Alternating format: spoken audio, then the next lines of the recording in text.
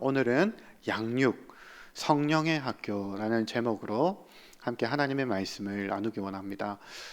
성도님들, 여러분들에게 오늘 말씀을 전하기 전에 질문 한 가지로 오늘 말씀을 전하려고 합니다.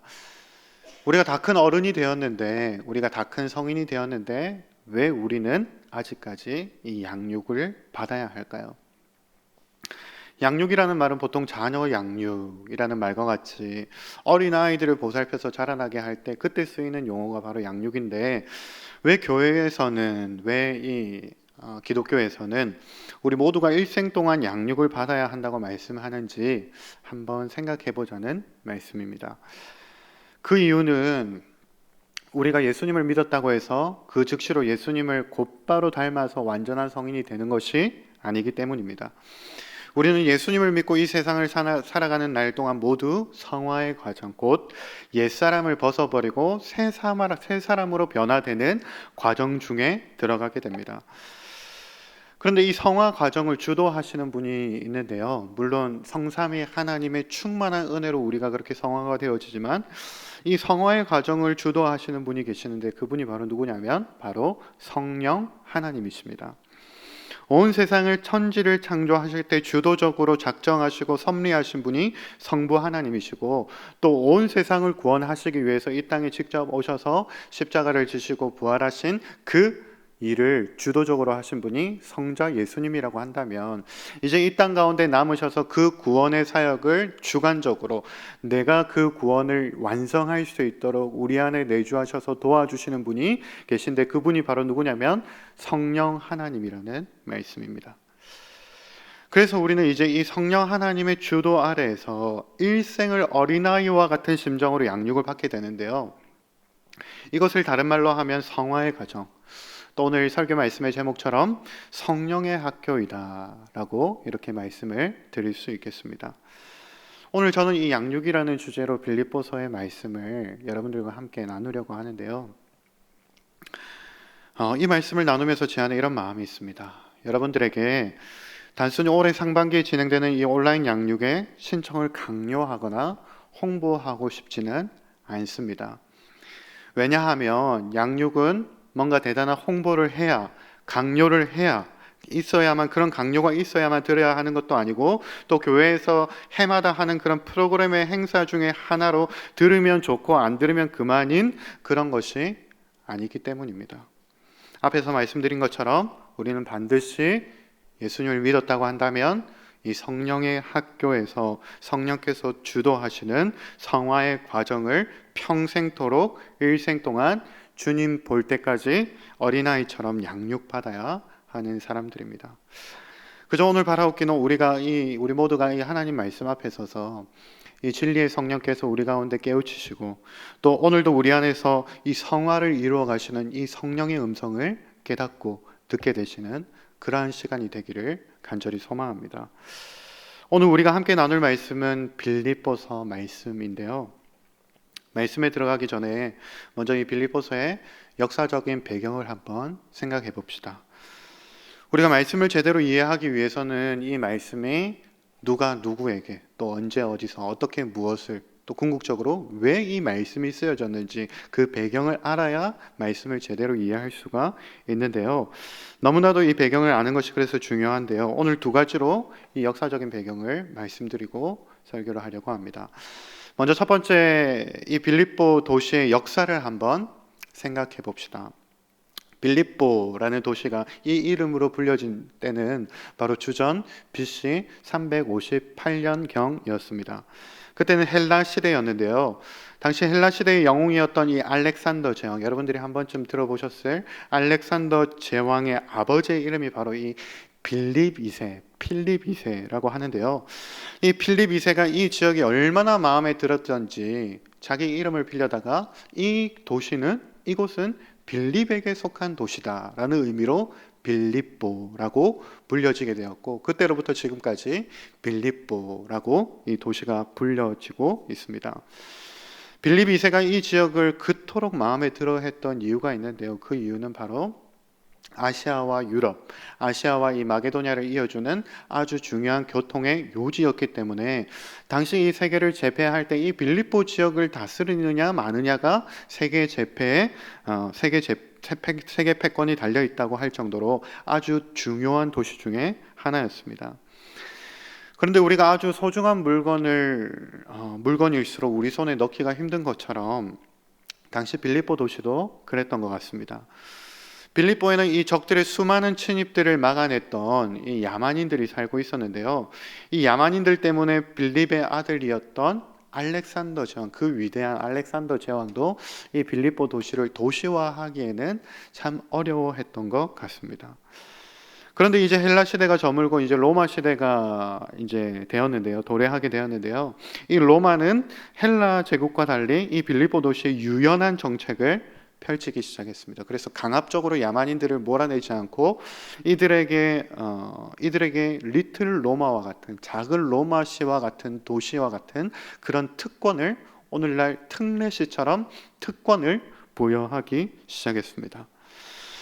빌립보 시민들에게 당시 최고로 여겨졌던 로마 시민권을 부여했고요. 그리고 그들 스스로 원로원을 구성해서 로마에 내야 되는 세금을 면제해주고 그들 스스로 세금을 걷어서 도시를 운영케 했고, 또 당시에 많은 태역 군인들을 이 빌립보 지역으로 보내서 안전하게 빌립보 지역이 형성되어질 수 있도록 만들어서 이 빌립보를 결국 작은 로마, 리틀 로마로 만들고 말았습니다. 그래서 바울은 이 로마 시민권을 가지고 아주 긍지 높은 삶을 사는 이 빌립보 성도들에게 3장 20절에 이렇게 이야기합니다. 우리의 시민권은 하늘에 있는지라. 아마도 이 설명이 빌립보 성도들에게 바울이 그리스도인은 이런 사람이다 라고 설명할 때 가장 그들 마음에 와닿는 최상의 설명이었을 것입니다. 두 번째로 우리가 생각해 볼 이 빌립보서의 배경은 사도행전에 기록된 이 빌립보 지역을 우리가 한번 생각해 볼 필요가 있습니다. 빌립보는 사도행전 16장에서 바울의 2차 선교 여행지 중에 하나였는데요.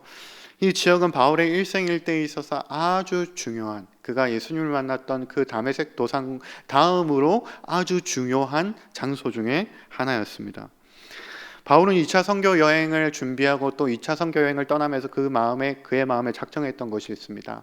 그의 마음에 작정했던 것이 이제는 아시아로 가서 복음을 전해야 되겠다라고 이렇게 작정했습니다. 그런데 성령께서 그의 작정을 돌이키시사 성령께서 환상 가운데 나타나셔서 그 길을 막으시고 마게도냐, 유럽으로 보내게 되셨는데 그 첫 번째 지역이 바로 오늘 기록된 빌립보 지역이었습니다. 바울은 이 빌립보에서 다양한 사람들을 만나게 되었는데요. 자세고 장사를 하던 루디아를 만나서 그에게 또 복음을 전했고, 또 그리고 귀신을 내쫓아 주다가 감옥에 갇히게 되었던 일화도 있었습니다. 감옥에 갇히게 되었는데, 그런데 하나님의 역사하심이 놀라운 것이 이 감옥에 갇혔다고 해서 그의 사역이 빌립보에서 끝난 것이 아니라 거기서부터 또 다른 하나님의 역사가 시작되었습니다. 어떤 일이 일어났습니까? 바로 큰 지진이 일어나고 그 옥의 모든 문들이 열려지면서 바울이 걸어서 그 감옥에서 나올 수 있게 되었는데요. 이로 인해서 그 감옥에서 만난 사람이 있는데 그 사람이 바로 이 감옥을 지키고 있었던 간수였습니다. 그리고 이 간수에게 아주 유명한 말씀을 이야기했죠. 주 예수를 믿으라. 그리하면 너와 내 온 집이 구원을 받으리라 라는 이 말씀이 있었던 곳이 바로 빌립보 지역이었습니다. 이렇게 이제 이 사람들을 중심으로 이제 빌립보 교회가 형성이 되어지고 이 빌립보 성도들은 아주 신실한 믿음을 가지고 교회를 세우게 되었는데요. 그들이 얼마나 신실했는지 바울이 10여 년이 지나서 이제 또 감옥에 갇혔다라는 소식을 듣자마자 그들은 헌금을 모아서 에바브로디도라는 신실한 형제편에 이 바울의 감옥살이 하는데 헌금을 보내었습니다. 그리고 옥에 있는 이 바울은 에바브로디도를 보면서 또 그리고 에바브로디도의 손에 들려져 있는 이 빌립보 성도들의 그 사랑이 가득 담긴 이 헌금을 보면서 얼마나 기뻐했는지, 오늘 말씀에서 그 얼마나 기뻐하고 감사했는지 3절부터 5절에서 이렇게 말씀하고 있습니다. 이런 바울의 감정을 생각하며 3절에서 5절의 말씀을 우리 함께 보면 좋겠는데요. 한번 읽어드리겠습니다. 내가 너희를 생각할 때마다 나의 하나님께 감사하며 간구할 때마다 너희 무리를 위하여 기쁨으로 항상 간구함은 너희가 첫날부터 이제까지 복음을 위한 일에 참여하고 있기 때문이라. 옥에 갇혀서 절망할 수밖에 없었던 이 바울에게 이 빌립보 성도들의 헌금이 얼마나 위로가 되었는지, 내가 너희를 생각할 때마다, 내가 너희를 위해서 간구할 때마다 항상 너희가 내 마음속에서 떠올랐다라고 이렇게 고백하고 있습니다. 그리고 이제 오늘 우리가 집중적으로 살펴볼 6절의 말씀이 이어지고 있는데요. 바울은 마치 이렇게 이야기하고 있는 것 같습니다. 너무나도 아끼는 이 빌립보 성도들을 향해서 어떻게 축복의 말씀을 하면 좋을까라고 고민하다가 이렇게 이야기하는 것 같습니다. 어떤 분야의 한 전문가가 앞으로 반드시 엄청난 사람이 되어서 세상을 반드시 변화시키고 그런 다이아몬드 원석과 같은 사람을 발견했는데, 그 사람을 발견하고 나서 이 분야의 전문가인 내가 볼 때 이 사람은 반드시 잘 되고 말 거야 라고 확신에 가득 찬 말을 하는 것과 같이, 바울이 보기에 빌립보 성도들이 그렇다는 겁니다. 바울이 보기에 그 안에 있는 아름다운 믿음을 볼 때 이 성령 하나님께서 이 빌립보 성도들을 반드시 영화로운 존재가 될 것이라는 것을 확신하고 있는 이 확신을 6절부터 말씀에서 쏟아내고 있는 것이 오늘 우리가 살펴볼 말씀이라고 할 수 있습니다. 오늘 저는 이 말씀을 통해서요, 오늘도 우리를 향해서 이런 확신을 가지고 계신 이 성령 하나님의 이 마음을 함께 나누고 싶습니다. 우리가 때로는 너무나도 연약해서 나 자신을 보면서 낙심하게 되고 절망하게 되고, 다른 사람이 나를 어떻게 바라볼까, 그것 때문에 노심초사하면서 우리가 스스로 연약해질 때가 너무나도 많은데요. 그런데 성령 하나님께서는 우리를 향해서 얼마나 확신을 가지고 우리를 반드시 영화로운 존재로 우리를 변화시켜 주실 것인지, 그렇게 확신에 가득 찬 눈빛과 마음으로 우리를 바라보고 계신데요. 그 말씀을 오늘 이 말씀을 통해서 세 가지로 함께 나누려고 합니다. 먼저 첫 번째 확신입니다. 먼저 우리를 향한 성령 하나님의 첫 번째 확신은 이것입니다. 우리 안에 착한 일을 시작하신 분이 계시다는 확신입니다. 6절에 이렇게 말씀합니다. 너희 안에서 착한 일을 시작하신 이가 그리스도 예수의 날까지 이루실 줄을 우리는 확신하노라. 우리가 신앙생활을 하다 보면 우리가 두 가지 위험에 빠지곤 합니다. 어떤 때는 너무 느슨해져서 이런 나를 보면서 스스로 낙심이 되는 경우가 있고요. 또 어떤 때는 너무 율법적으로 자신과 다른 사람을 옥죄이면서 그렇게 교만해지는 경우가 있는 것 같습니다. 이것을 창파교회 김기성 목사님은 기타줄과 같다라고 이렇게 비유하셨는데요. 마치 기타줄이 너무 느슨해져서 그 기타가 내야 하는 소리를 제대로 내지 못하고, 또 때로는 기타줄이 너무 팽팽해져서 곧 끊어질 것 같은 그런 상태처럼 우리의 신앙 상태도 그렇다는 겁니다. 때로는 너무 느슨해질 때가 있고, 때로는 너무 팽팽해져서 끊어질 것 같은 그런 경우가 있다라는 것입니다. 그런데 재미있는 것은요, 우리가 큐티 나눔을 하고 우리가 나눔을 할 때마다 우리가 이 첫 번째의 경우는 많이 나누고 또 아주 우리가 쉽게 내가 느슨해진 상태를 발견할 수 있지만, 두 번째의 경우, 내가 너무 팽팽해져 있다는 사실은 우리가 사실 깨닫기가 쉽지 않다는 것입니다. 성도님들, 우리가 하나님을 제대로 섬기고 싶어서 내 힘으로, 내 노력으로 열심을 내모고 안간힘을 써서 신앙생활을 해보아도 손봉호 교수님이 이야기한 것처럼 사실은 하나님을 믿는 것이 아니라 하나님을 믿는 내 믿음을 믿고 살아가는 경우가 너무나도 많다는 것입니다. 그런데 오늘 말씀에서 우리 안에서 누가 그 일을 하고 있다라고 말씀하십니까? 내 노력도 아니고 내 힘도 아니고 내 어떠함도 아니고 결국 내 믿음도 아니고 우리 안에 착한 일을 시작하신 분 성령 하나님께서 이루어 가신다라고 확증하고 말씀하고 있습니다. 성도 여러분, 우리가 예수님을 닮은 성품, 성령의 열매를 이루는 것, 이 성화의 과정을, 이 양육의 과정을 받는 것은 내 힘, 내 노력으로 되는 것이 절대로 아닙니다. 단순히 도덕적인 규범으로 자신과 다른 사람을 옥죄이면서 이렇게 살아야 하고 이렇게 살지는 말아야 하는 그런 문제가 아니라는 말씀입니다. 도덕적 규범으로 나와 다른 사람을 그렇게 옥죄이며 어떤 일이 일어납니까? 두 가지입니다. 낙심하거나 다른 사람을 정죄하거나 둘 중에 하나입니다. 그렇게 살지 못하는 나 자신을 보며 낙심하고 또 내가 그렇게 살아도 다른 사람들을 보면서 정죄하게 되는 것뿐이죠. 그런데 복음은 무엇을 말씀합니까? 내가 해야 할 일이 아니라 하나님이 하신 일을 선포하고 있습니다. 하나님께서 천지를 창조하시고 죄 많은 인간을 구원하시기 위해 예수 그리스도께서 이 땅에 오셨고 또 성령께서 그 구원의 사역을 지금도 우리 안에서 하고 계시다는 그 말씀을 선포하고 있는 것이 바로 복음의 메시지요. 우리를 변화시킬 수 있는 그 유일한 복음의 메시지가 바로 이런 말씀이라는 것입니다. 사랑하는 성도 여러분, 도덕적 규범이 우리를 변화시키는 것이 아닙니다. 오직 복음이 우리를 변화시키고 양육시키고 성화시키고 우리를 거룩하게 만들어 가십니다. 그분이 일하셨고 또 지금도 내 안에서 역사하고 일하고 계시다는 이 복음만이 우리로 진실로 예수님을 닮아 성령의 열매를 맺게 합니다.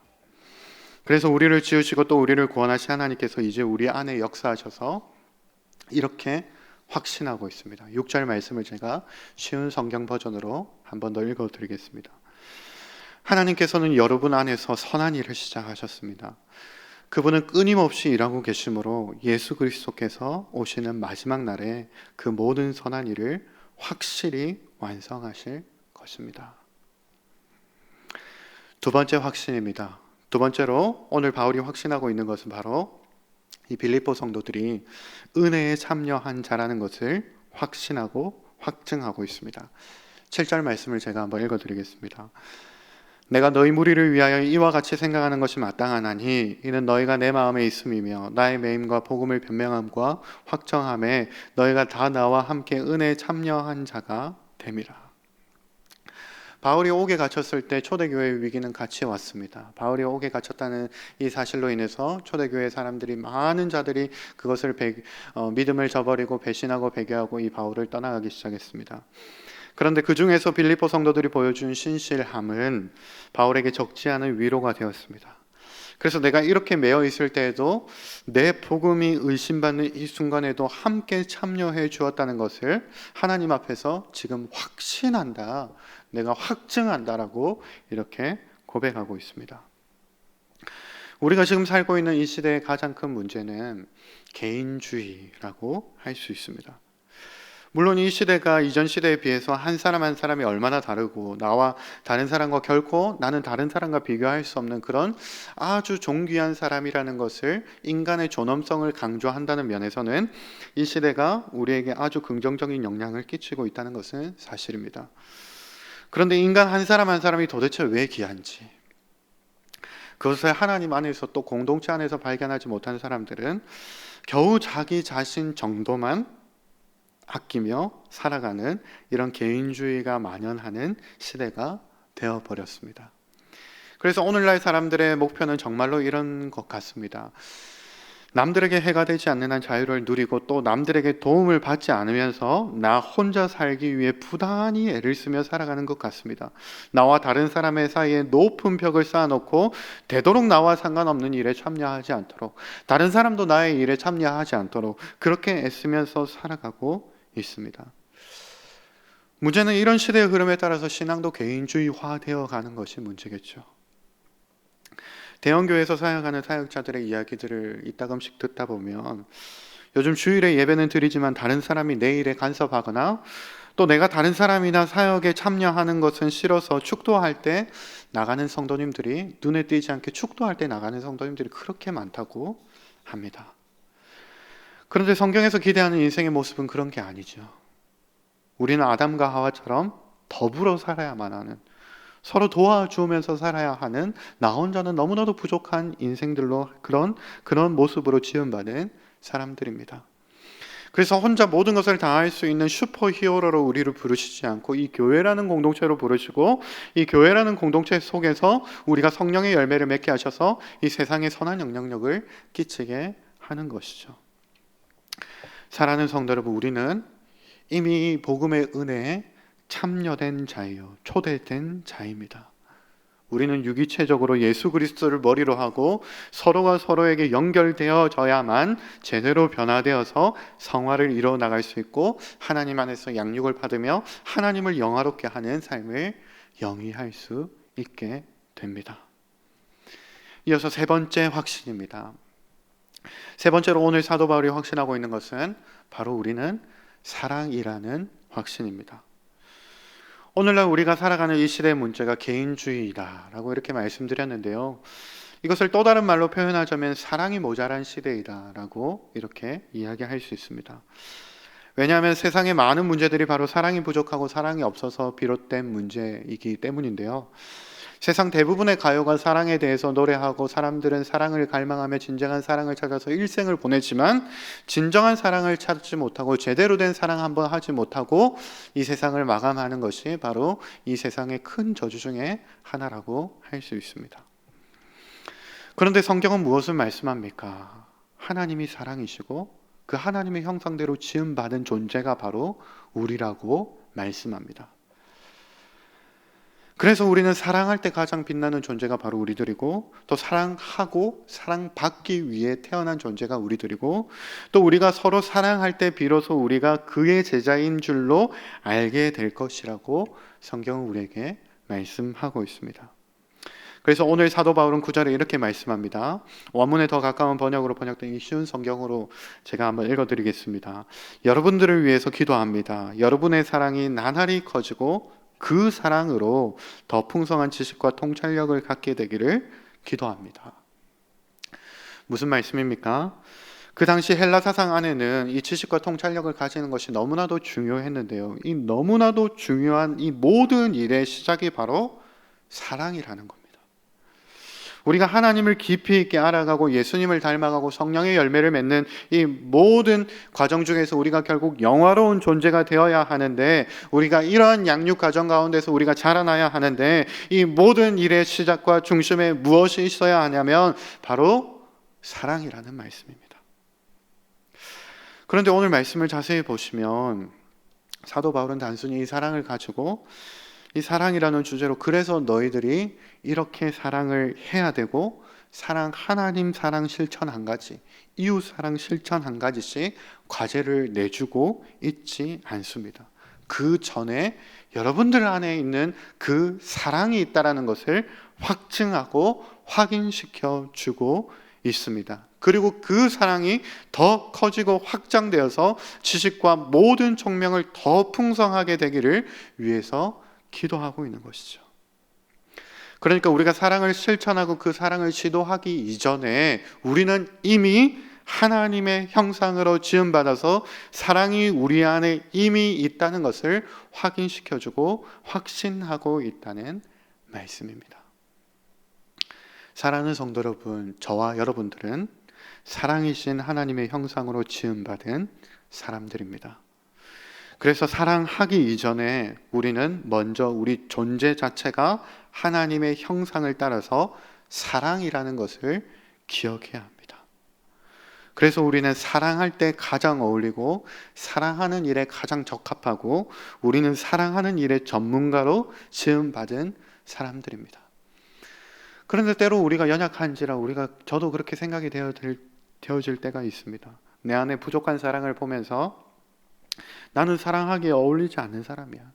나는 사랑하기에 적합하지 않은 사람이야. 나는 원래 그런 사람이야 라고 그렇게 생각되어질 때가 너무나도 많죠.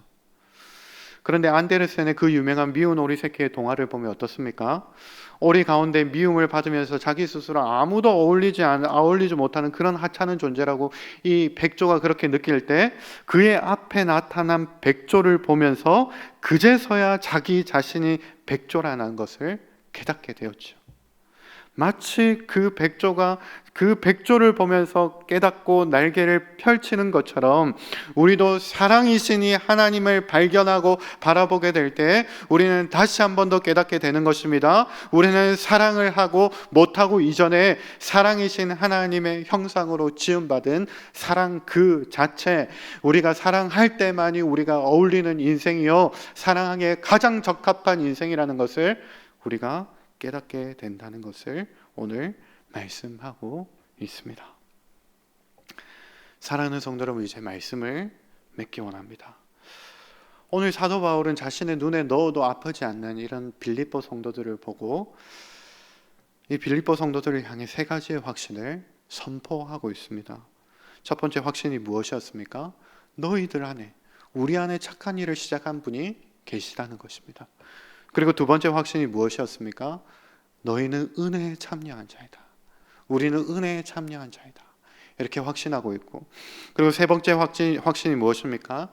우리 안에 이미 사랑이 있고 우리는 사랑으로 지음받은 사랑이라는 사실을 확증하고 확신하고 있습니다. 그렇습니다. 성도 여러분, 이것이 성령 하나님께서 저와 여러분들을 바라보시며 확신하시는 확신입니다.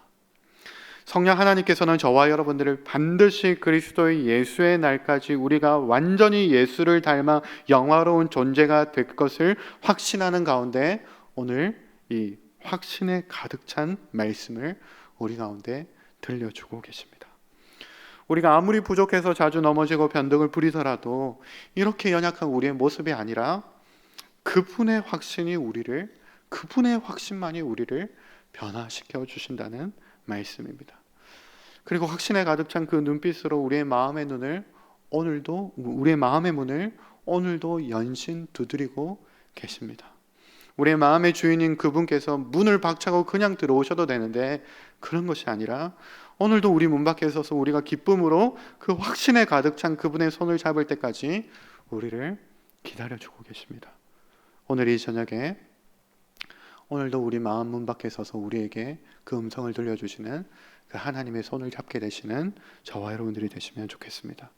그 확신에 가득 찬 미소를 머금고 다시 한 번 더 변화를 시작해보지 않겠느냐고, 다시 한 번 더 예수를 닮아 성령의 열매를 맺는 이 일을 다시 한 번 더 시작해보지 않겠냐라고 우리의 마음의 문을 연신 두드리고 계신 그 성령 하나님의 음성에 귀 기울이시고 또 그 하나님의 음성에 반응하게 되시는 저와 여러분들이 되시기를 예수님의 이름으로 축복합니다.